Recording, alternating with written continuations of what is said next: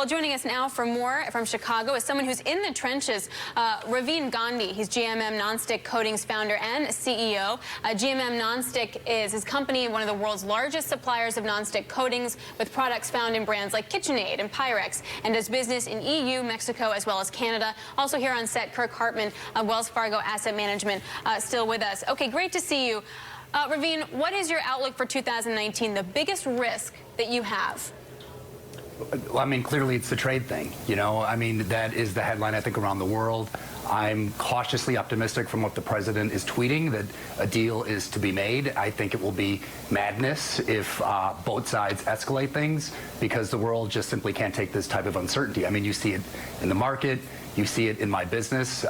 We supply to most multi-billion-dollar American corporations. And in many cases, the people who source from China have cut their spend, 20, 30, even 40%. So these are big numbers. And I'm an optimist, and I want to say that 2019 is going to be good. But the president has to give us a little help. So, Ravin, give us a sense of, if you woke up tomorrow and heard there was a deal with China on trade, what is the difference it would make in your business? What decision would you make tomorrow in terms of investment, in terms of hiring? What would change? Well, we probably hired, almost nobody through the second half of 2018 because we saw so much spending getting cut. We have operations all over Asia. We saw a lot of movement into other lower-cost countries like Indonesia, Malaysia. We have an operation in India. We've hired people there. So if we saw a deal was made tomorrow, I would expect that orders from our U.S. clients would increase dramatically, so we would probably start hiring and investing there again. Is the bigger issue supply or end user demand? In which sense? Supply to the consumer market? Yeah, so in your business, like where you're going to source, for example. Oh, for us, it's just absolutely, if the American businesses cut their orders into China, which is what we've seen, then we have to do a lot of standing up manufacturing elsewhere. So that's pretty much the main issue. And what about the other parts of the equation? Because we don't have the tax stimulus to look forward to either. So you'd have the trade issue. What about wages? What about jobs? Yeah, well, wages in my industry, in the States, we hire a lot of highly educated R&D people. Those wages are always going up. We see on the wage side very much, not crazy inflation, but some pressure. Even on the material side, in the last 30 days, we've seen a lot of our big vendors saying prices are going up 5 to 10%. So there's going to be inflationary pressure. So it really keeps the heat on.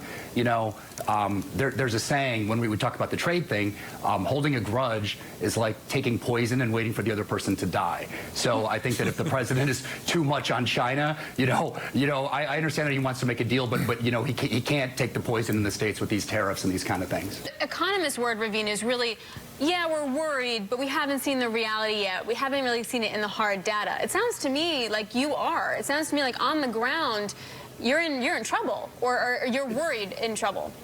Yeah, I am certainly worried that things are not going to be as smooth as people may think. That's for sure. And you're right. We are very much on the trenches. But I am, optimistic. We're in a $21 trillion economy here. China is, some 14 or 15. America has this ability to continually reinvent itself. And in that mind, I'm optimistic. In fact, we're looking at acquisitions, in my industry right now. So we are not, I'm not hiding in the basement here. I have to believe in America, and I think that eventually it will work out. But, it's been a rocky quarter. There's just no doubt about it. And you see it in the market. Ravin, when you say you're looking at acquisitions, put that against the trade discussion. Is that in anticipation that will get resolved, or are those acquisitions that might help you if, in fact, it doesn't get resolved? Well, some of the deals that we're looking at don't have too much China exposure to that. To that extent, it is a bit of a diversification situation. But when I'm running a business, I have to take not only the quarterly view but the 5 and the 10-year view. And it's really hard to get out of bed every morning if you think 5 and 10 years from now we're going to be in this crippling trade war, with a real Cold War between the U.S. and China. It's inconceivable that the world's two largest economies can't get along. So I'm really optimistic in that sense. So, Kirk, as you look forward into 2019, tell me about capital investment. Because you look at something like Ravin right now, with this sort of uncertainty, it's hard to make huge capital investments. We had the capital investment tick up after the tax cuts. Now I think it's trailed off a bit. What do you see going into 2019? Well, no question the capital investment trailed off. So I think that is a concern. I think the key to me is productivity, and that depends on capital investment, because I think one of the things that gives me pause is that we have not seen growth in productivity to any large extent. Alan Greenspan has talked a lot about that. So to me, until you're really going to see the economy accelerate, you've got to see more productivity. Ravin, you're on the front lines. What drives productivity for you, or what causes you to drive productivity, perhaps I should say? Well, in my business, it's innovation. It's constantly knowing that irrespective of what's going on in the global market, we have to keep our prices stable or even falling. We have a lot of competition, so it's all about sales, and in that sense, it's investing in the business. It's hiring the best people. So, I have to think about productivity every single day. 40 million people every day in America use my product. So, we're constantly just looking at the middle class saying, are these people going to be okay? And like you said, there is no tax cut again this year. There is no, the Fed doesn't seem to be moving in a downward direction. It's going up. So there's a lot of headwinds. Ravin Gandhi, GMM Nonstick Coatings CEO, thank you so very much. And Kirk Hartman of Wells Fargo Asset Management, thank you as well. Great to have you both with us. Coming up, beyond plastic, the push toward a cashless society, our future